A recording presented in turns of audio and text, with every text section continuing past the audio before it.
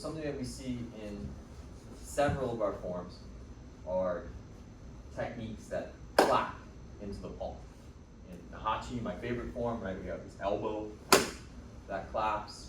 In Basai, in Kyaman Odan, you have this kick that claps and it follows with the elbow. A more advanced form, one that I practice, Seishun, you have that same clap with the kick, but followed up with a punch. What do you guys think? What's with these clapping motions? What are they for? Yeah, and that's a very common explanation, and it's one that I think can be valid. The idea is that I have the head, so I'm hitting, specifically with the elbow. I think that's perfectly legit. But what about the kick? Am I doing this? Does that seem practical? Not really.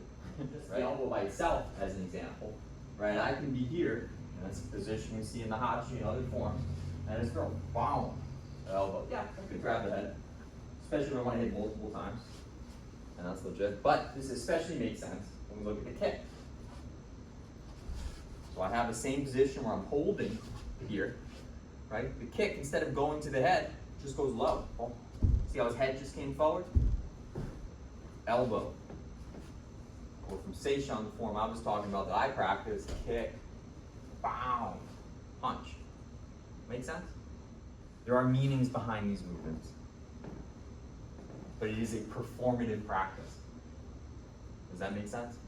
In order for us to understand the meaning behind the movements, we need to look at it in a critical way.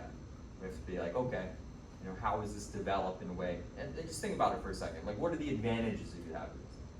It takes some practice. You guys have all practiced it. You have to have good coordination. You have to have good control of your body to get that hand and that foot coming together. Coming together. Develops your control. Right? Develops your coordination. It has value. But if we're going to look at how that movement, what its actual meaning for fighting might be, I think we need to be a little bit more creative in our interpretation. Does that make sense? Think about it, guys. Let's go. All right,